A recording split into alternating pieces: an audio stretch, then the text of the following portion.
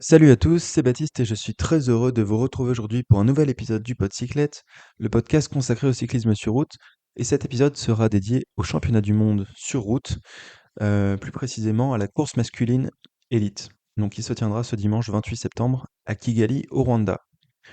Donc, pour ça, je vous propose qu'on regarde d'abord rapidement le parcours et puis ensuite on se penchera sur les équipes présentes en regardant quels sont les favoris pour cette édition des championnats du monde 2025. Donc tout d'abord sur le parcours, vous l'avez forcément déjà un peu vu sur les courses qu'il y a eu précédemment. Donc là, il y a déjà eu les contre-la-montre qui sont sortis. Si vous écoutez cet épisode un peu plus tard, il y aura eu les courses junior et espoir qui seront passées, peut-être même la course féminine élite. Mais concrètement, ce parcours, il est super difficile. Donc déjà, pour le contexte, Kigali, donc au Rwanda, à 1500 mètres d'altitude de base déjà. Donc sur des routes qui sont goudronnées, mais il n'y en a pas beaucoup au Rwanda, donc on va partir sur un circuit qui est assez court, qui fait, si je dis pas de bêtises, 13 km, dans lequel il y a deux côtes. La côte de Kigali Golf qui fait 800 mètres à 8%, mais c'est surtout le début qui est dur, hein. Sur les 400 premiers mètres, on est à plus de 10% de moyenne, donc c'est très difficile. Et la côte de Kimi Urura, que vous avez déjà vu aussi sur les contre-la-montre, qui elle est un petit peu pavée. Elle fait 1,3 km à 6%, mais c'est surtout le pied qui est difficile, et surtout c'est pavé, donc très mauvais rendement. Donc ça sera les deux côtes du circuit urbain, qu'on va emprunter 15 fois pendant ce parcours, et au milieu des 15 fois, précisément après le 9e passage sur le circuit, on va aller chercher le mont Kigali et le mur de Kigali.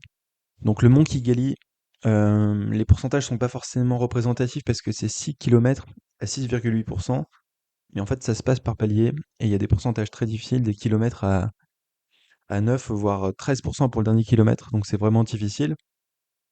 Et ensuite on redescendra, on ira chercher le mur de Kigali, qui lui c'est 300 mètres à 14%, c'est une infamie, mais bon, c'est très court. Une fois qu'on aura franchi ce mur de Kigali, on va revenir sur le circuit classique, côte de Kimi Aurora, et on arrive à l'arrivée pour reprendre sur les tours de circuit 10 à 15, donc les 6 derniers tours de circuit urbain, et l'arrivée donc au sommet de la côte de Kimi Aurora. Donc tout ça, ça nous fait 267,5 km, plus de 5500 mètres de dénivelé positif, donc c'est tout simplement horrible, trop dur. C'est un dénivelé positif énorme. Normalement, on voit ça que sur les énormes étapes de montagne du Giro, parfois du Tour de France.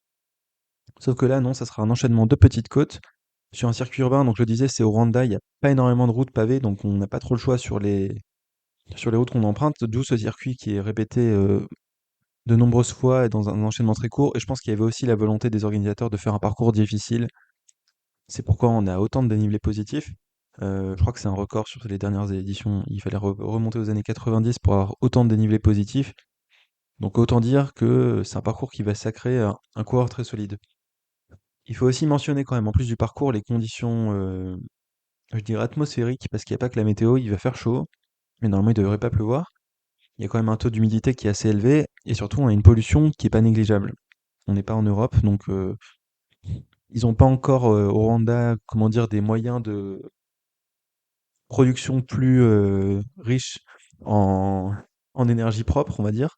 Et il n'y a pas, en termes de véhicules, etc., c'est beaucoup moins réglé, donc ce qui fait que globalement c'est un petit peu plus pollué qu'en Europe, et donc ça a un peu un impact sur les coureurs. Là, c'est Stéphane Kung, pardon, dans Bistro Vélo, qui disait qu'il perdait 10 à 15% de sa puissance par rapport à ses chiffres à l'entraînement.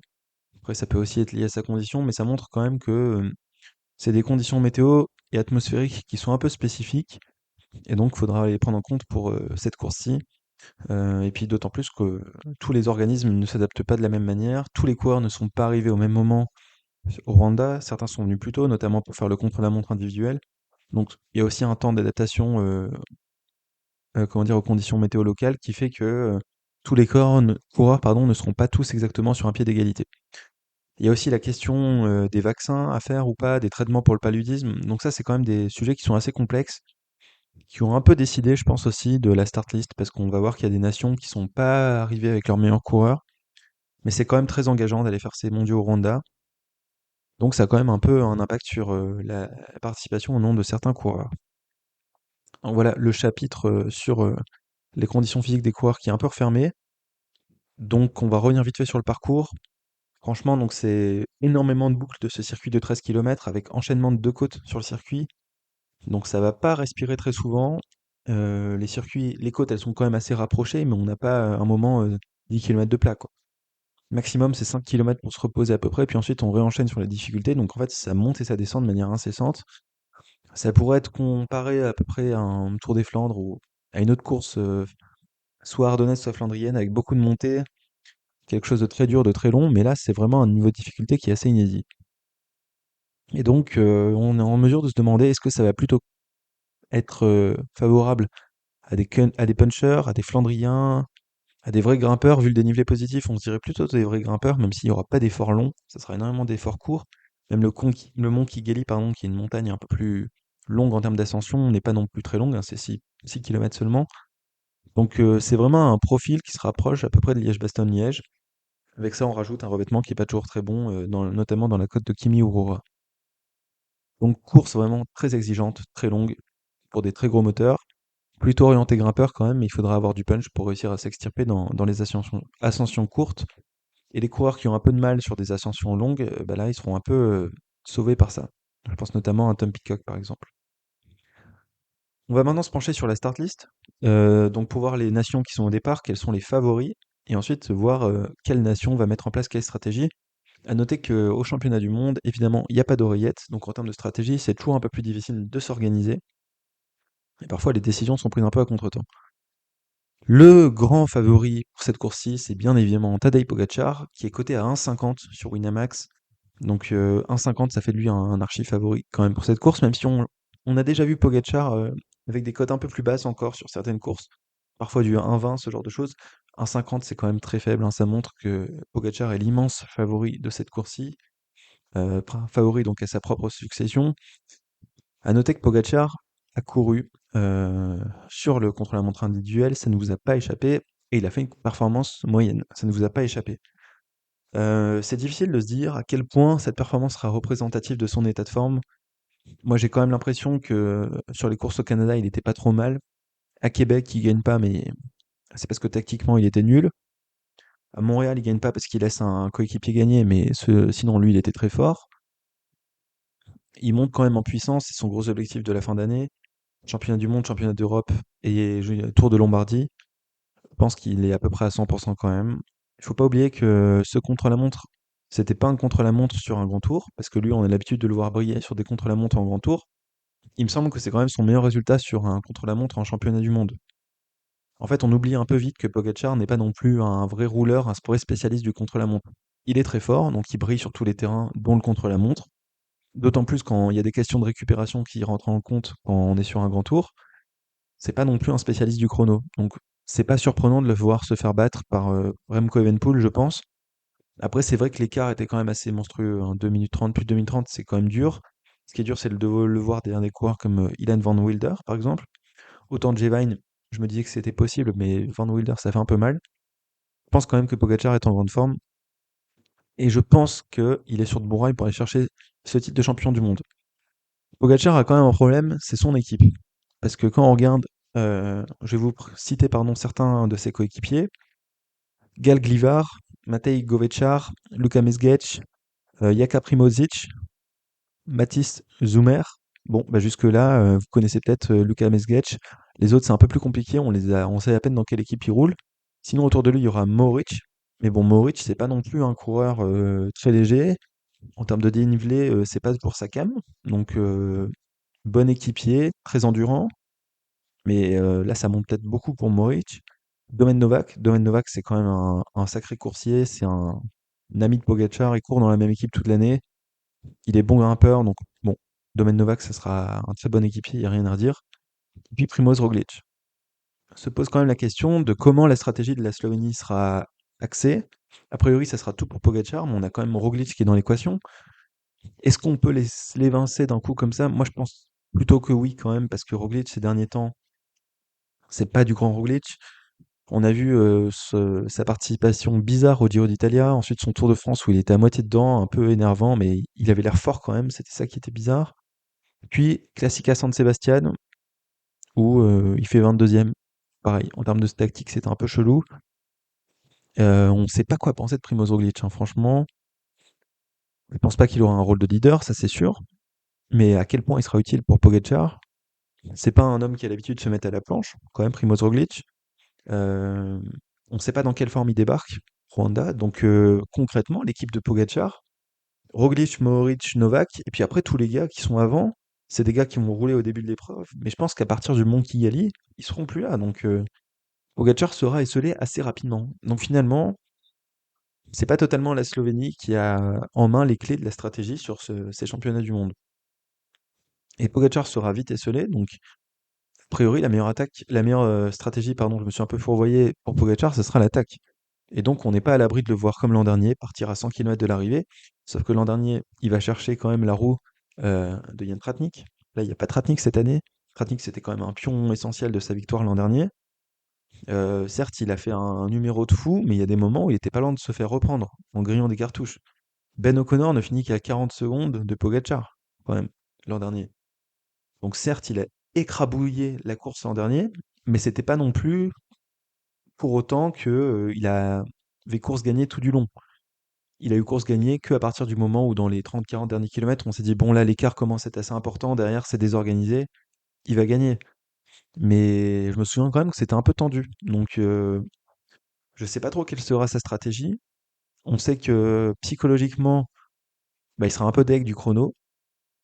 Est-ce qu'il va faire un sursaut d'orgueil et attaquer de super loin, comme il le fait souvent, c'est possible. Après, est-ce qu'il est vraiment si fort que ça? Peut-être qu'il est un peu moins fort, hein, tout simplement. Et donc il devra adopter une stratégie où il pourra pas se permettre d'attaquer seul à 100 km de l'arrivée. Euh, je suis à peu près sûr que Pogacar va gagner ses championnats du monde. Par contre, comment il va les gagner, ça c'est une autre question. Et je pense que ça dépend pas mal de la stratégie des autres équipes, notamment de celle du deuxième favori, Remco Evenepoel, donc de la Belgique. Remco Evenepoel, lui, est coté à 4,50. Remco Evenepoel sera le leader unique, on peut le dire quasiment, de cette équipe de Belgique. Si on regarde autour de lui, il y a Ken Uijtdebroeks. Ken Uijtdebroeks, c'est vraiment pas la valeur sûre de l'équipe de Belgique, mais qui est un très bon grimpeur. Et après, on a des super équipiers. Victor Kampenaerts, Xandro Meurice, Ilan Van Wilder, Louis Vervaeke, Florian Vermeersch. Ça, c'est énormément de bons équipiers. Et puis, il y a Quinten Hermans qui pourrait jouer quasiment sa carte dans ce championnat du monde. Mais bon, ça sera pas le cas parce que je pense que là, tout sera autour de Remco Evenepoel. On a une belle équipe de Belgique, mais on n'a pas non plus tous les meilleurs coureurs. Par exemple, on n'a pas de Tige Benoot, on n'a pas de Tim Wellens, on n'a pas de Wout van Aert. C'est quand même des très gros coureurs qui sont importants dans les stratégies belges.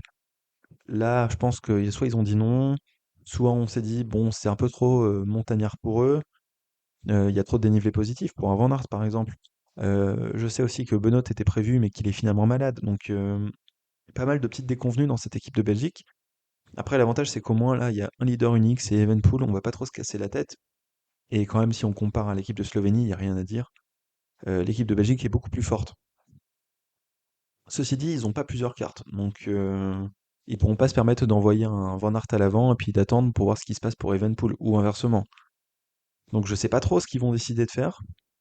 Moi j'ai peur un peu de la stratégie de Remco. C'est pas non plus le coureur le plus malin. On se souvient que l'an dernier, il avait l'air fort, mais il a pété un plomb parce qu'il voyait que ça arrivait pas à s'organiser. Il perd les nerfs. Et en termes de stratégie, c'est jamais le meilleur. Après là, il a quand même des très gros gaziers autour de lui pour l'entourer. Mais je me demande vraiment quelle sera la stratégie de la Belgique. Quand même, si on revient rapidement sur Remco, évidemment, il a déjà gagné les championnats du monde.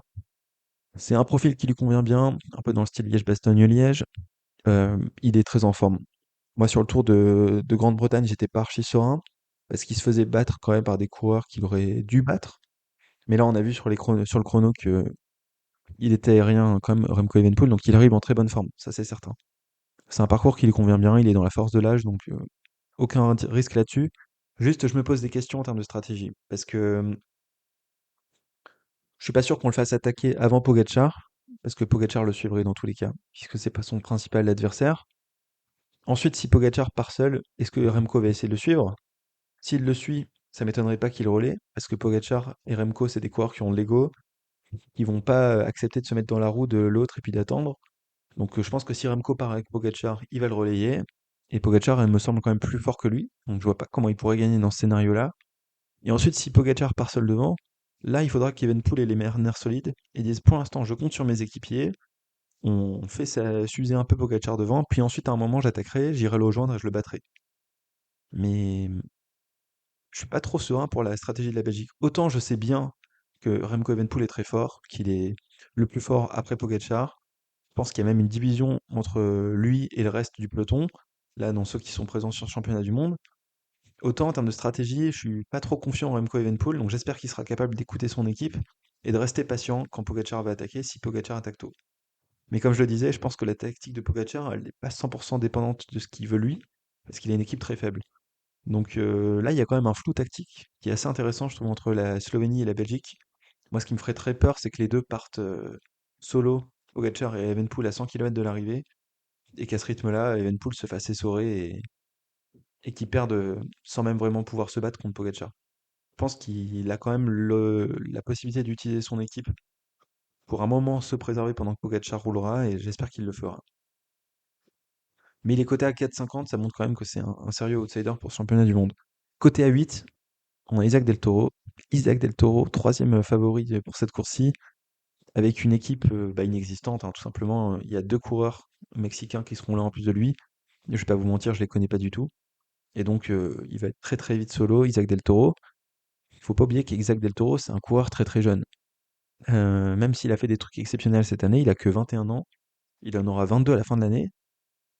Pour l'instant, on l'a pas encore vu vraiment briller sur des monuments. Donc, je sais pas quoi penser d'Isaac Del Toro sur 250 km. Là, sur 260, avec 5500 mètres de dénivelé positif, c'est quand même une nouvelle épreuve pour lui. Après, on sait qu'il est en forme royale en ce moment. Il a encore fait un super chrono sur les championnats du monde. Euh, il a gagné quasiment toutes les courses en Italie auxquelles il a participé récemment. Il y avait ce Tour de Burgos qu'il a remporté. Il était fort sur la Classica San Sebastian. Un peu moins fort que Ciccone, mais bon, tant pis. Et puis ce Tour d'Italie, évidemment, qui était exceptionnel, qu'il a perdu parce qu'il n'avait pas de stratégie. Parce que la UAE n'est pas capable de lui donner une stratégie. Mais sinon, c'était le plus fort. Donc, Isaac Del Toro, c'est devenu en une saison, même si on le sentait déjà assez fort l'an dernier, c'est devenu un des cadors du peloton, tout simplement. Après, il reste quand même une petite incertitude autour de sa capacité à être fort pendant une course si longue et si dure. Après, c'est aussi ce qu'on disait sur le Giro, on disait il va jamais tenir et finalement il a largement tenu. C'est juste que tactiquement il n'était pas au point. Donc c'est un garçon qui a énormément de ressources, qui arrive en forme, qui a un profil super adapté à la course. Donc je pense qu'on va le voir briller. Moi j'ai un peu peur quand même tactiquement parce que là il aura pas d'oreillette, il aura pas de coéquipier. Ça sera un peu compliqué quoi. Donc je serais très curieux de suivre sa course. Par contre, je pense que ça sera aussi l'un des plus forts, mais ça m'étonnerait pas qu'il fasse un mauvais résultat parce qu'il a pas su gérer son effort et qu'il a fait un peu n'importe quoi. Mais en tout cas, évidemment, Del Toro, énorme carte à suivre pour ces championnats du monde.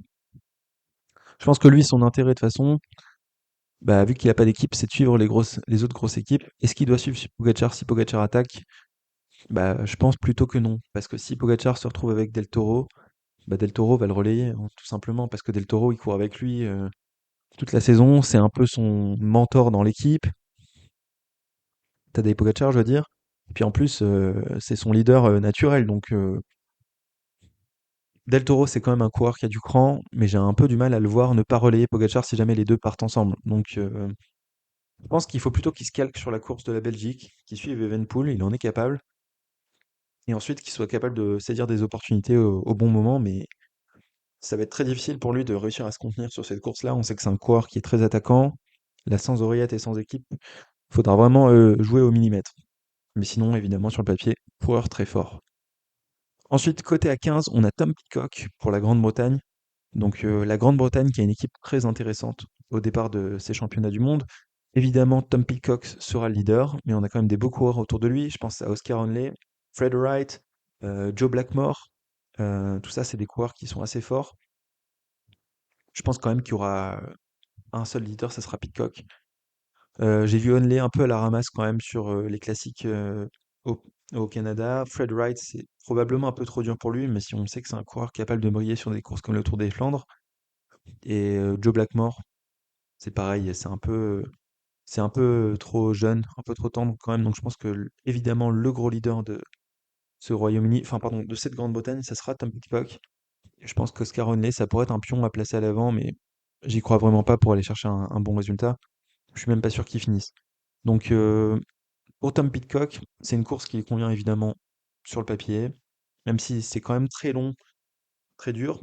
Je suis pas sûr qu'il y ait beaucoup de courses sur lesquelles il ait brillé. On se souvient de Strade Bianche où il a été très fort. Il a gagné l'Amstel quand même, qui est pas une course négligeable, même si c'est court. C'est moins dur en termes de dénivelé qu'un championnat du monde. Après, sur Liège-Bastogne-Liège, cette année, il fait 9e. Il est dans le groupe qui finit un peu derrière. J'ai un peu peur pour la distance quand même, mais sinon, en tout cas, il y a un truc dont je suis certain, c'est qu'il est en super forme. On a vu sa Vuelta, où il était très solide. C'est aussi un des seuls coureurs qui est capable de suivre Pogacar sur certains moments quand il y a du punch. On se souvient de ses courses, notamment des Liège-Bastogne-Liège, où il était quasiment le seul à aller essayer de le suivre. Donc, Tom Pidcock, évidemment, très belle carte pour le Royaume-Uni. Lui, Tom Pidcock, il a l'avantage d'avoir une équipe autour de lui. Donc, on verra comment il va gérer ça, parce qu'il n'y a pas vraiment de gros capitaine de route, je trouve, dans cette équipe de Grande-Bretagne. Donc, on verra si stratégiquement ils arrivent à être au point. Mais moi, je pense qu'il faut tout faire pour Tom Pidcock. Et il peut être dans le top 3 très facilement, clairement. Là où je pense qu'un Isaac Del Toro a plus de chances de se perdre tactiquement, je suis quasiment sûr que Tom Pidcock fera un bon résultat, surtout vu la forme qu'il affiche. Et en termes de stratégie, pareil, je pense qu'il doit se caler un peu sur Evenpool. S'il commence à suivre Pogacar, il va le relayer lui aussi. Il a déjà fait par le passé, ça lui a jamais souri. Là, c'est un championnat du monde, on roule que pour la victoire, donc je pense qu'il faudra qu'il s'aligne un peu sur la stratégie de la Belgique. Si à un moment la Slovénie fait attaquer Pogacar et que derrière c'est la Belgique et le Royaume-Uni l'Angleterre, pardon.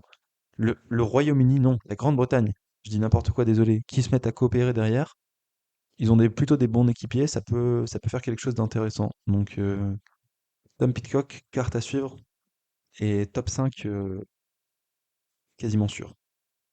Ensuite, côté à 20, on a Jevine. Jevine qui est dans une forme éblouissante, c'est pour ça qu'il est coté à une cote si faible, alors que c'est vraiment pas un coureur de course d'un jour. Mais là, Jevine, très très chaud en ce moment, deuxième du chrono, pardon, un ton au-dessus de tout le monde, et un ton en dessous d'Evenpool quand même, mais un ton au-dessus de tout le reste. Deux victoires d'étape sur la Volta. Bah là, il vient de remporter le relais mix, en plus avec l'Australie. Donc vraiment, forme de sa vie pour Jevine. Il arrive enfin à maturité. Il a 29 ans, 30 ans cette année, mais c'est vrai qu'il a commencé un peu sur le tard avec Zwift, etc. Donc là, je pense qu'il est vraiment dans la forme de sa vie. Après, est-ce qu'il sera capable de performer sur un championnat, sur des courses aussi longues que ce championnat du monde? Bah, je sais pas trop, parce que pour l'instant, Jevine, c'est surtout un coureur qu'on a vu sur des courses par étapes. Donc c'est ça qui me fait un peu peur avec lui. Je suis pas sûr qu'il soit capable de faire une course aussi longue en restant si fort. Même si, évidemment, à la jambe, il a une des meilleures jambes en ce moment du peloton, on va pas se mentir. Je trouve que c'est un peu long quand même pour lui. Et je trouve qu'à ce sens-là, il est un peu surcoté là, sur cinquième favori pour Winamax, côté à 20, devant des mecs comme Ben Illy. Je trouve que c'est surcoté pour Jevine, même si je pense qu'il a une des meilleures jambes du peloton en ce moment. Après, l'avantage pour Jevine, c'est qu'il a quand même une équipe de fous. On va pas se mentir, l'Australie, c'est aussi un très beau bloc. Il y aura Jay Hindley qui sera là, Michael Matthews, Michael Storer. On a quand même beaucoup de beaux coureurs. Un Blue Clap pour toujours rouler. Chris Hamilton, Callum Scottson, c'est des très bons équipiers. Donc, très belle équipe de l'Australie. Je sais pas encore trop qui sera le leader. Je pense qu'il y aura un double leadership entre Jay Hindley et Jay Vine. Je pense que Michael Storer est peut-être encore un peu trop tendre, mais on peut le faire partir à l'avant. Matthews, ce sera à coup sûr le capitaine de route. Mais Matthews, ça sera trop dur pour lui, même si c'est un coureur qui est très très bon sur les championnats du monde. Là, je pense que c'est vraiment trop dur en termes de dénivelé pour Michael Matthews, donc ça sera un capitaine de route qui sera précieux pour Jay Vine et puis Jay Hindley, je pense, mais il sera pas capable d'aller chercher la victoire. Et si on se penche sur Jay Hindley, bah Jay Hindley, c'est quand même une forme retrouvée. Après un début de saison fantomatique, une saison 2024 pas terrible, et bah là, on l'a retrouvé un peu sur la Vuelta a España, où il fait quatrième du classement général. Il semblait le troisième plus fort en montagne, plus fort que Pidcock sur le début de l'épreuve. Donc pourquoi pas pour lui aller jouer une belle carte sur ce classement, sur ce championnat du monde. Il a fait 18e l'an dernier. Donc ça montre qu'il n'était pas complètement à la rue. Et après, est-ce qu'il sera capable d'aller chercher mieux qu'un top 10? J'en suis pas sûr, hein. Il a quand même 29 ans, Jane Lay, donc il arrive, ça y est, dans la force de l'âge. Il est capable de tenir des courses qui sont très longues. Mais c'est pareil, je l'ai jamais vu vraiment briller sur une course archi longue, Jane Lay. Donc très belle équipe de l'Australie sur le papier. ils auront la capacité de peser sur la course. Ça, c'est certain, parce qu'ils ont un collectif très puissant, mais j'ai du mal à aller voir chercher un top 10 et faire mieux. Un Ben O'Connor aurait pu aller chercher un top 10, je pense, parce que c'est un coureur qui est très fort sur des courses en championnat quand le parcours est compliqué. Là, en fait, Jay Vine, c'est un des mecs les plus en forme du moment. Jay Hindley, très bon aussi, qui revient à un bon niveau. Michael Matthews, énorme capitaine de route. Mais j'ai un peu de mal à les voir briller. Donc, je pense qu'ils seront derrière des nations comme la France, par exemple. Donc, c'est pour ça que Jay Hindley, je le trouve un peu Jay Vine, pardon, je le trouve un peu surcoté sur ce championnat du monde. Mais en tout cas, ils ont les capacités de peser sur la course et je pense qu'ils le feront. Après, est-ce qu'ils iront chercher un bon résultat? Ça, c'est vraiment plus incertain. Ensuite, côté A25, on a Ben Illy. Ben Illy, donc pour l'Irlande, bien évidemment. Irlande qui aura 5 coureurs. Il y aura Ed Dunbar, Ryan Mullen, Darren Rafferty et Rory Townsend autour de Ben Illy. Ben Illy, moi je vous le dis, ça va performer sur ce championnat du monde. Euh, il a fait un Tour de France exceptionnel, une campagne de classique tout aussi exceptionnelle, troisième de Liège-Bastogne-Liège. Ils étaient très forts avec Chicone quand même sur cette édition de Liège-Bastogne-Liège. C'est un énorme moteur. C'est un coureur aussi capable de briller sur des courses très longues, très dures. Donc vraiment, Ben Illy, top 5 quasiment assuré, je pense. Il y a peut-être quand même la question de la stratégie qui est pas toujours son fort à Ben Illy, un peu comme Isaac Del Toro. Voilà, mais franchement, Ben Illy, il a très très bon profil pour cette course-ci. Et je pense qu'il va aller chercher un beau résultat pour l'Irlande. Après, il n'a pas une équipe de fou, mais il en a pas besoin, je pense. Il aura Ed Dunbar qui va rester autour de lui assez longtemps pour l'aider s'il a un pépin mécanique en début d'épreuve ou si jamais il a besoin de ravitaillement. Après, je pense qu'il va nous faire un gros numéro. Et c'est un sérieux outsider pour la victoire. Donc, côté A25, je trouve que c'est pas mal payé parce que je le mettrais presque au même niveau que Tom Pidcock, moi, par exemple. Et même au même niveau qu'Isaac Del Toro en Benili. Donc, grosse carte à suivre, Benili. Côté A25, on a aussi Juan Ayuso. Alors, lui, j'y crois pas du tout. Alors que Benili, j'étais à fond derrière. Juan Ayuso, c'est un peu compliqué, hein, je trouve, l'équipe d'Espagne. Euh, Ils arrivent avec Roger Adria, Juan Ayuso, Marc Soler, Ivan Romeo. Et après, derrière, c'est plus des équipiers, quoi. Marc Soler, bon, bah c'est le mec le moins fiable de l'histoire, juste derrière Juan Ayuso peut-être. Et Juan Ayuso, bon, on ne sait pas dans quelle forme il est, hein, parce que sur cette Vuelta, on n'a pas vraiment eu de réponse à ces questions-là.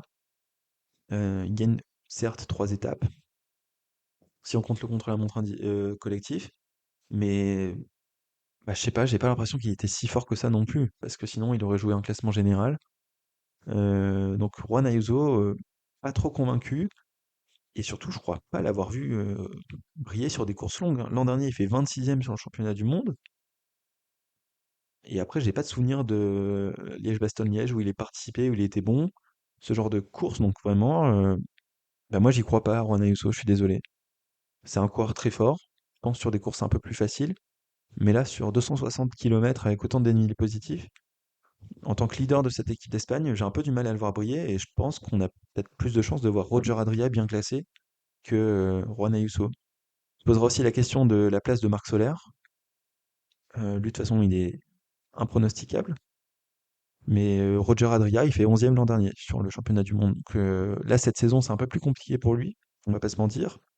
Mais j'ai peut-être plus confiance en lui qu'en un Juan Ayuso pour ces championnats du monde. Donc je mettrai pas une grosse carte sur l'Espagne.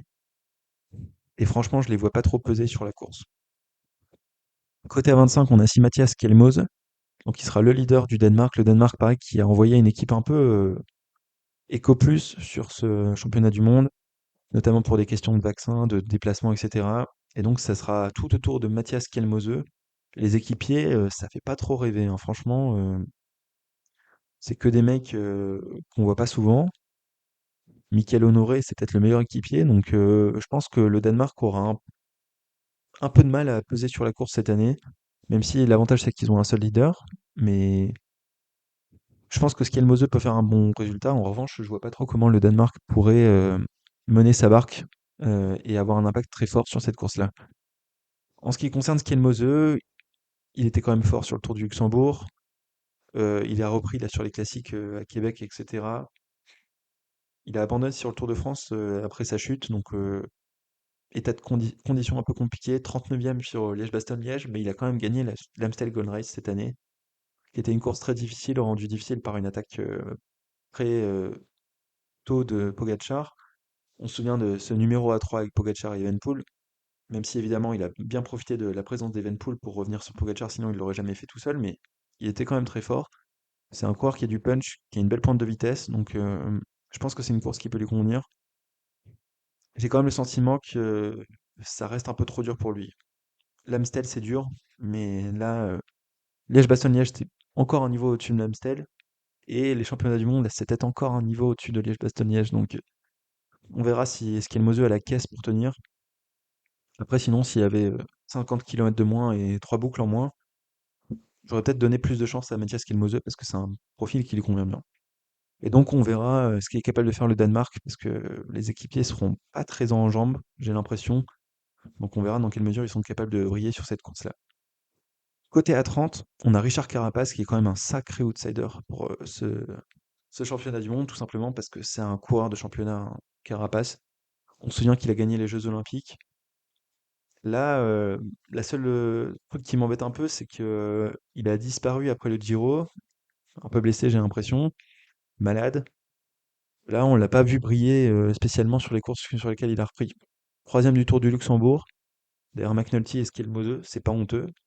Mais bon, il finit 10 secondes devant Mathis Rondel, quoi. C'est pas non plus exceptionnel. Donc on verra dans quelle forme est Carapace. C'est quand même un homme qui a la capacité de d'atteindre ses objectifs. Donc je pense qu'il sera au rendez-vous. Après, c'est pas impossible qu'il abandonne au bout de 50 km. Mais je pense qu'on peut compter sur Richard Carapace pour ces championnats du monde. C'est un homme très offensif. Et je pense qu'il va animer la course et il faudra garder un œil sur lui. Euh, je pense que malgré tout, le profil lui convient bien, même si c'est pas des ascensions très longues. C'est tellement dur que je pense que c'est un coureur qui a une bonne résistance et il sera capable de faire un bon résultat sur cette course-là. Donc vraiment, Carapace, moi je le mets même peut-être plus favori que Skelmose, Ayuso par exemple, plus que Jevine. Donc peut-être pas au niveau de Ben Illy, Del Toro et Pitcock, mais pas loin quoi quand même. Donc Richard Carapace, grosse carte à suivre pour l'Équateur. Et puis côté A30, donc c'était Carapace. Côté A40, on a Julien Alaphilippe, donc on arrive enfin à la France. Euh, Julien est côté A40. Je vais regarder les codes des autres Français. Sivakov est à 75, Paul Sexas à 150 et Madouas à 150. Louis Barré 250. Je sais pas trop comment on va la jouer côté français, pour être honnête. Et j'ai tendance à penser qu'Alaphilippe, c'est pas notre meilleure carte. Parce que Alaphilippe, il a certes gagné sur le Grand Prix de Québec. Le Grand Prix de Québec, c'est pas très dur. C'est ça le truc. Et puis il a bien ratonné aussi sur ce Grand Prix de Québec. Mais je pense que c'est pas le symbole d'un Alaphilippe qui revient en forme. Parce que c'était une course qui faisait que 216 km. Et il y avait que 2600 mètres de D+. Donc là, c'est deux fois moins que sur ce qu'il y aura, plus de deux fois moins que ce qu'il y aura à Kigali. Donc en termes de difficulté, ça n'a rien à voir, le Québec, avec Kigali. Certes, Julien, c'est un homme de championnat, il a été deux fois champion du monde. En 2021, personne ne l'attendait, et pourtant il a réussi à gagner. Là, j'ai quand même la sensation que depuis 2 ans, à la Philippe, dès que c'est trop dur, il n'arrive pas à briller. Là, si on regarde son historique sur cette année, toutes les courses dures, 58e de Liège-Bastogne-Liège, 20e d'Amstel Gold Race, 42e de Milan-San Remo, c'est quand même très loin à chaque fois. Abandon parce qu'il était vite lâché sur le Grand Prix de Montréal. L'an dernier, bon, abandon sur chute sur les championnats du monde, donc c'est un peu particulier. Moi, je trouve que Alaphilippe n'est plus un coureur capable de briller sur une course aussi dure. Donc, on pourra peut-être l'utiliser en termes de l'heure parce que ce que Alaphilippe a toujours, c'est une aura que n'ont pas certains coureurs, que n'ont pas Louis Barré, Valentin Madouas ou même Pavel Sivakov. Donc, il faudra s'en servir. Mais je pense que Alaphilippe ne sera pas la carte maîtresse de cette équipe de France parce que c'est trop dur pour lui. Moi, je pense que c'est peut-être Pavel Sivakov, Valentin Madouas et Louis Barré qui ont le plus de chances de briller sur cette course-là. Pourquoi? Ben, on va prendre dans l'ordre. Déjà, Louis Barré, si on regarde sur sa saison, c'est quand même le Français qui a été quasiment le plus régulier sur les courses difficiles. 6e à Montréal en étant à l'attaque, c'était quand même une belle course. Euh, 25e de Liège-Bastogne-Liège, mais on l'y a vu très fort. 6e de l'Amstel Gold Race. Enfin, c'est un coureur quand même qui a performé cette année sur les courses très dures et très longues. Donc ça, c'est un point qui est vachement rassurant pour Louis Barré. Bon, c'est la première fois qu'il fait un championnat du monde. On arrive quand même à un level encore au-dessus de difficultés, mais moi j'ai l'impression que Louis Barré marche en ce moment, que c'est un profil qui lui convient très bien. Ensuite, Madouas, bon bah Madouas, pas besoin d'en parler. Les meilleures performances de Madouas, c'est sur les Jeux Olympiques, où il fait deuxième l'an dernier sur une course très difficile, même s'il y avait moins de dénivelé positif. C'est un podium sur le Tour des Flandres. C'est sur ce genre de course qu'on a envie de voir Madouas briller. On sait que c'est un coureur qui a pas trop d'explosivité, qui sait pas forcément gagner parce qu'il a pas une pointe de vitesse de dingue. En revanche, on dit souvent de Madouas que au plus c'est dur, au plus c'est long, au plus il aime. Mais je pense que c'est plutôt vrai. Là, il fait une saison pourrie, on va pas se mentir. Là, cette année 2025, c'est compliqué pour lui. Mais je suis quasiment certain qu'il sera au niveau sur ces championnats du monde. Donc Madouas, c'est même la plus grosse certitude qu'on peut avoir, je pense, côté français sur ces championnats du monde. Et je pense que si on joue bien sa carte, il fera top 10. C'est quasiment sûr. Louis Barré peut être aussi une des très bonnes cartes. Et la troisième carte qui m'intéresse, c'est Pavel Sivakov. Parce que Sivakov, on se souvient de sa performance l'an dernier sur les mondiaux, il a envoyé très loin à l'avant. C'est le dernier à rester longtemps avec Pogacar. Bon, finalement, il finit un peu loin parce qu'il était dans l'échappée, qu'il était bien cramé. Mais là encore, il fait une super course à Québec, où il est à l'avant. C'est juste qu'il manque de punch pour gagner. À Montréal, qui lui convenait un peu mieux, il a fait le coéquipier pour Pogacar. Ça l'a pas empêché de finir 20e. C'est un coureur qui a de l'expérience, qui a une bonne caisse, qui est chez UAE. Ça peut aider un petit peu là pendant cette course-là, parce qu'il y aura beaucoup de coureurs du UAE qui seront bien placés.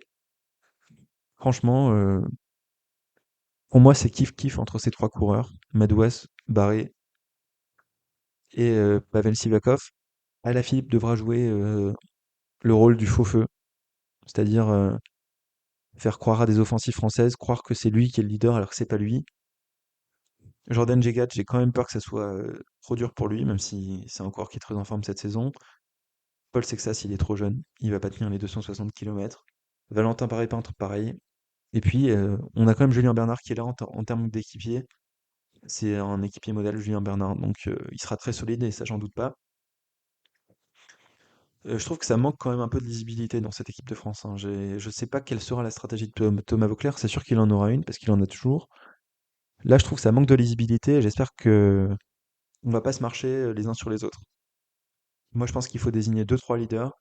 Donc moi, je vous ai cité les miens et que les autres se mettent tous à la planche pour eux. Je veux qu'un Valentin Paré-Peintre aille chercher des bidons, tout simplement, parce que je pense pas qu'il ait la moindre opportunité de gagner dans un autre cas. Donc Barré, Madouas, Sivakov, ça peut pas gagner, hein, on va pas se mentir. En revanche, je pense que ça peut aller accrocher un top 5 dans des circonstances favorables. Et je pense que c'est nos meilleures cartes. Le seul qui est capable de gagner un championnat du monde, c'est Alaphilippe, mais je pense qu'il n'a pas les conditions pour cette année. Donc, si on se rabat sur un top 5, ça sera peut-être Barré, Madouas ou Sivakov à mes yeux. Donc ça, c'était Alaphilippe côté à 40. On avait aussi Roglic côté à 40, on en a déjà parlé. Côté à 75, on a Giulio Ciccone. Giulio Ciccone qui est un des coureurs les plus forts sur les courses d'un jour cette saison. Mais je pense qu'il paye sa blessure à la selle qu'on a eue récemment là pendant le Tour d'Espagne. Mais sinon, quelle saison de Giulio Ciccone. Quand même, je ne sais pas si vous vous souvenez de sa performance sur Liège-Bastogne-Liège, c'était phénoménal. Pareil, il va chercher la classique à San Sébastien à son retour très fort. Et puis, il semblait assez fort sur le Tour d'Espagne, mais il a eu cette blessure.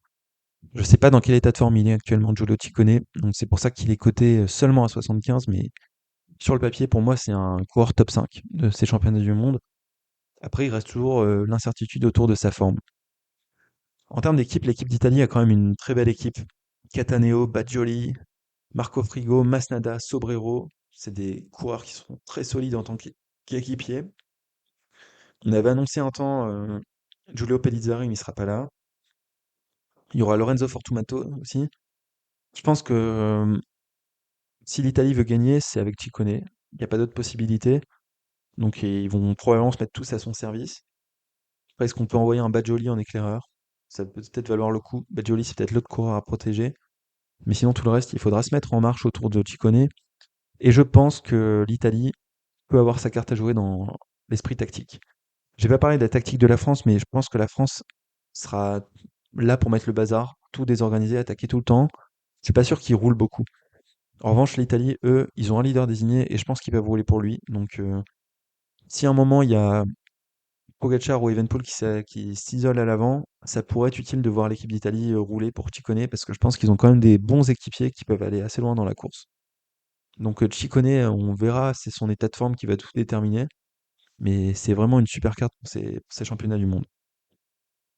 Côté à 75, on a Yann Christen, qui pourrait donc être le leader de l'équipe de la Suisse. C'est marrant parce qu'on n'a pas encore vu Marc Hirschi. Marc Hirschi, il est coté à 125. Donc pour Winamax, Christen a plus de chances. Yann Christen, pardon, parce qu'il y a aussi Fabio, a plus de chances de s'imposer sur ces championnats du monde que Marc Hirschi. C'est vrai que Marc Hirschi, il fait vraiment une saison horrible, on va pas se mentir. Là, j'ai l'impression qu'il remonte un peu en forme. Sur ce Tour du Luxembourg, j'ai l'impression qu'il revient un petit peu, Marc Hirschi. Mais c'est évidemment pas le Hirschi des années UAE. Là, en 2023-2024, il était très très fort. Il aurait pu prétendre facilement à un top 10 sur ces courses, sur ce championnat du monde. Là, j'ai un peu du mal à le voir briller encore une fois, Marc Hirschi. Donc, je suis plutôt d'accord avec les bookmakers pour Yann Christen. Mais Yann Christen n'a que 21 ans. C'est le même problème qu'Isaac Del Toro. Sauf qu'en plus, Yann Christen est encore moins bon stratège peut-être que Isaac Del Toro. Donc, on va voir comment ils vont jouer les feux follets, la UAE, les Del Toro, les Christen, etc. Je pense que Christen est peut-être quand même la meilleure carte pour UAE. On verra s'il est capable de tenir la longueur. C'est aussi un autre problème parce que c'est un coureur très très jeune. Et je pense que ouais, l'équipe de Suisse, c'est un peu compliqué parce que Christen, c'est peut-être le plus fort sur le papier, mais on ne sait pas s'il va tenir la longueur. Mark Hirschi, c'est celui qui a le meilleur historique, mais en ce moment, il est nul. Et peut-être qu'en fait, Mauro Schmidt sera celui qui sera capable de faire la meilleure place, mais voilà, c'est un peu compliqué pour la Suisse cette année, je trouve. Ils n'ont pas vraiment les coureurs adaptés au profil. Côté à 75, on a un coureur qui pour moi est dans le top 5 quasiment, c'est Quinn Simmons. Quinn Simmons, donc qui est coté à 75 pour les États-Unis. Les États-Unis qui arrivent avec une équipe un peu faible. Moi, je suis dégoûté de ne pas voir Jorgensen et surtout McNulty là sur cette sélection des États-Unis. Donc il y aura Quinn Simmons et autour de lui, ça sera des équipiers pour limiter la casse, hein, des Will Barta, Kevin Vermark, Larry Warbess. Euh, c'est très en dessous de Quinn Simmons. Et Quinn Simmons, par contre, lui, c'est un sacré coursier. Et je pense qu'il faudra compter pour lui, sur cette épreuve-là. C'est évidemment une course qui lui convient bien sur le papier, en termes de profil. Il fait troisième à Montréal. Il était très fort à Montréal. Très clairement, c'était lui le troisième plus fort après McNulty et puis Pogacar. Euh, voilà, c'est un coureur archi solide. Après, je sais pas s'il a déjà brillé sur des courses aussi longues. L'an dernier, il fait quand même 9e par contre sur les championnats du monde. Donc c'est un beau score. Et je pense qu'il va rééditer l'exploit dans le top 10 cette année, Quinn Simmons. Là, il a vraiment dégagé une puissance cette année, c'était assez fou. Donc moi, j'attends beaucoup de Quinn Simmons sur ces championnats du monde. En termes de stratégie, il sera un peu isolé, donc faut pas trop faire rouler ses équipiers et puis réussir à être opportuniste. Ensuite, on a que des coureurs qu'on a déjà mentionnés et il faut remonter très très loin. 300, on a Attila Valter, Bauke Mollema, Binyam Girmay. Moi, je les compte pas parce que Attila Valter, ça sera trop dur pour lui. Bauke Mollema, qui est pour les bookmakers plutôt le leader de ces Pays-Bas. Ah non, il y a Timen Arensman qui est coté aussi à 300, c'est ce qui me semblait. Timen Arensman, c'est plutôt un profil qui lui convient parce que il y a une belle équipe pour les Pays-Bas, hein. Il y a Bauke Mollema, il y a Frank Vandenbroek, il y a Wout Poels. Mais tout ça, c'est des coureurs qui seront plutôt au service, je pense, de Timen Arensman, qui est le seul capable, je pense, d'aller chercher un top 10 sur ces championnats du monde. Il fait 9e sur le chrono. C'était pas une mauvaise course. Il était très fort sur le Tour de France. On l'a pas vraiment vu sur le Tour de Grande-Bretagne, malheureusement. Donc on verra ce qu'il est capable de faire sur cette course, Timen Arensman, mais je pense que c'est la meilleure carte des Pays-Bas. En l'absence de Mathieu Van Der Poel, mais de toute façon c'était trop difficile pour Mathieu Van Der Poel, donc c'est pas vraiment un sujet. Euh, et donc je disais, côté à 300, on a aussi Binyam Girmay. Binyam Girmay, c'est trop dur pour lui, hein. Malheureusement il est en forme, mais ça sera trop dur, donc je pense qu'il finira pas. Côté à 300, on a aussi Egan Bernal pour la Colombie. Donc Bernal qui sera le leader de la Colombie, je pense, même si Harold Terrada est aussi un bon coureur, mais Bernal, c'est pas assez fort cette année, malheureusement. Donc, moi, je l'écarte de la course à la victoire. On a un autre coureur qui m'intéresse et qui n'est pas coté sur Winamax. Euh, c'est bien malheureux, c'est Tom Skuns. J'arrive pas à le voir sur les cotes, ou alors soit il est coté trop loin, soit je l'ai passé, mais bon, peu importe. Tom Skynes, c'est un coureur qui m'intéresse vraiment pour la Lettonie. Ah bah c'est clairement un coureur pour faire un top 10, hein. Il sera avec Chris Neylands, donc ça sera son seul équipier. Les autres, il y a deux autres équipiers, mais ils sont vraiment inconnus au bataillon, tandis que Tom Skynes, lui, c'est un coureur qui brille sur les championnats, qui brille sur les courses très dures, où il faut être très endurant. Il était bon sur le Tour du Luxembourg, alors qu'il a fait une saison plutôt pourrie. Donc j'ai l'impression qu'il est en forme, et il va encore faire un top 10, tout simplement, parce que si on regarde l'historique des Tom Skynes, sur ces 2 dernières années, c'est quatrième en 2024 et huitième en 2023. Bon, certes, c'était des courses moins dures. Le problème de Tom Skynes, c'est qu'il est quand même assez lourd, mais c'est un coureur de championnat du monde, donc je voulais en parler parce que pour moi, c'est quasiment certain qu'il va faire une belle course et qu'il sera dans le top 15 voire le top 10. Donc je pense qu'on a parlé des nations principales. Je vais jeter un œil à la start list quand même pour voir si on n'a pas oublié quelqu'un. Le Portugal sera orphelin de João Almeida qui n'est pas là. Donc le leader, ça sera Afonso Eulalio, euh, qui est un très bon coureur, mais qui est probablement trop jeune, trop tendre, 23 ans. Il y a Morgado aussi qui est là, Morgado pour la UAE. C'est un coureur que j'aime bien, qui je pense sera un gros classic man dans les années à venir, mais pareil, il a que 21 ans, et là il y a trop de dénivelé positif pour lui, hein, clairement. Il est trop lourd, Morgado, mais c'est des coureurs qui seront intéressants à suivre dans le futur, Eulalio et Morgado. Du côté de la Norvège, on n'a pas l'équipe de fou, hein, ça sera Leknesund qui sera le leader, donc pas grand-chose à dire. Du côté de l'Allemagne, pareil, on n'a pas ramené une très belle équipe. Le leader devrait être peut-être Georg Zimmermann, qui est le champion en titre, mais qui n'a pas fait grand-chose cette saison, donc c'est montrer à quel point ça sera difficile pour cette équipe. Pour le Canada, on n'a pas ramené les gros coureurs. Michael Woods a pris sa retraite. Pas de Derek G non plus. Donc voilà, le Canada, ça sera compliqué. Ensuite, qu'est-ce qu'on a d'autre comme équipe? Euh, la Hongrie, donc avec Attila Valter, mais bon, un peu compliqué aussi. Et dans les autres coureurs qui sont présents, il y a le Rwanda qui est une grosse équipe. Mais bon, parce qu'ils ont pays haute, mais malheureusement pour eux, je vois pas trop comment ils pourraient briller. Et j'ai pas vu la Nouvelle-Zélande. Je sais pas si la Nouvelle-Zélande participe à ces championnats du monde, mais j'ai l'impression que non. Ce qui est un peu dommage parce que potentiellement avec Laurent Spitty et puis Corbin Strong, ils ont des bons coureurs pour des championnats, même si là c'est un peu trop dur pour eux, cette course-ci. Pas de Nouvelle-Zélande cette année donc. Bref, si on fait un récapitulatif en termes de stratégie, très clairement, Pogacar est le leader principal, ça sera le favori, mais il a une équipe très faible. Donc on verra comment il est capable de gérer ça. Soit il laisse un peu les autres gérer, qui va rouler derrière l'échappée par exemple. Parce que je serais pas étonné qu'on ait un Français dans l'échappée par exemple, et qu'on ait d'autres grosses nations qui mettent un coureur dans l'échappée dès le début, qui va rouler derrière. Parce que la Slovénie peut pas assumer la course toute seule en fait. Ils ont pas les coureurs suffisants. Donc au début ils vont faire rouler tous les seconds couteaux, mais à un moment il faudra faire rouler les Moritz, les Novak et les Roglic. Donc Pogacar sera très vite tout seul. Donc s'il a beaucoup de soutien au début de la course, notamment je pense de la part de la Belgique ou de la Grande-Bretagne, il pourra faire tenir ses équipiers un peu plus longtemps, mais sinon il sera très vite esselé. Donc sa stratégie, c'est soit j'attaque très tôt, ou soit je me mets dans la route au Remco, puis je laisse la Belgique prendre la course à sa main. On verra comment ça va se passer. Moi, j'ai pas trop les clés pour l'instant pour la stratégie, mais ce serait pas étonnant que Pogacar attaque assez tôt. Et s'il attaque assez tôt, on verra si Evenpool, Pidcock, Ben Illy et Ciccone Del Toro vont dans sa roue, ou s'il préfère rester dans le peloton et que le peloton roule ensemble derrière Pogacar. Ça, c'est vraiment pas quelque chose qui est donné. On a vu l'an dernier, ça n'a pas trop fonctionné. Donc, on verra comment ça se passe cette année-ci. Euh, il y a aussi des coups qui peuvent sortir en anticipation dans le Mont Kigali, parce que c'est une difficulté qui se démarque un peu du reste du circuit. Et à ce moment-là, on sera encore à 100 km de l'arrivée. Donc, on peut peut-être avoir un coup qui va sortir en anticipation là. Reste à savoir si Pogacar sera dans ce coup ou pas. Et ensuite, la stratégie de la Belgique elle sera très intéressante à suivre parce qu'ils ont un très gros collectif avec un seul leader. Et donc, on verra si Evenpool est capable de garder ses nerfs. S'il est capable de jouer en équipe, je pense qu'il en aura besoin pour aller chercher la victoire. Et pour un coureur qui a déjà été champion du monde, il n'y a pas d'autre opportunité que la victoire, hein, clairement. Donc, je pense que on aura un beau match Pogacar-Belgique. On va voir comment, dans tout ça, l'Italie court, comment la Grande-Bretagne court, comment l'Australie court.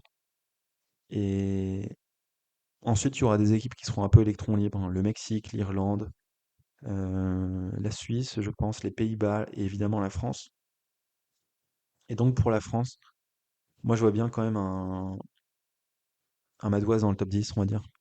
Mais ça pourrait être aussi Sivakov ou Barré. Et si je me mouille, bah, je pense que les coureurs les plus forts, c'est clairement Pogacar, Evenepoel, Pidcock, Ben Illy, et après, peut-être Carapaz quand même. Je vais jouer la sécurité en mettant pas de Del Toro parce que c'est très très long, mais il peut très clairement en faire partie. Donc c'est une course que je pensais être assez pénible à suivre parce que je voyais Pogacar écraser la course. Mais en fait, au vu de ce qu'on a vu sur le chrono, donc qui a redonné un peu d'espoir en Evenepoel, même si évidemment le chrono c'est pas la même course que la course en ligne. Il faut vraiment rester prudent là-dessus. Le chrono nous a quand même malgré tout un peu remis de hype sur cette course. Et puis là, quand je regarde l'équipe de la Slovénie, elle me dit qu'il est vraiment pas très bien entouré, hein, Pogacar. Donc c'est pas la même équipe que l'an dernier. Et ça peut nous aider à avoir une course un peu plus débridée. Donc j'ai très hâte de voir cette course quand même finalement. Je pensais que les championnats d'Europe seraient bien plus intéressants, mais finalement on aura peut-être une course des championnats du monde quand même sympa à suivre. Je pense quand même que le parcours est trop dur, ça sert à rien de mettre 5000 mètres de dénivelé positif. Je me souviens notamment de la course qui était à Louvain, c'était peut-être un des plus beaux championnats du monde, ou même à Glasgow. Il y avait clairement pas autant de dénivelé positif. Et là, en 2024, il y avait trop de dénivelé positif, on s'est fait chier. Euh, donc, c'est pas toujours gage de qualité d'avoir autant de dénivelé positif, mais là, cette année, j'ai quand même un peu foi. Là, j'ai réussi à retrouver un peu de hype sur ces derniers jours. Donc, j'espère que la course va vous plaire, qu'elle va me plaire à moi aussi. Et puis, on se dit à bientôt pour un prochain épisode, a priori pour les championnats d'Europe. Salut!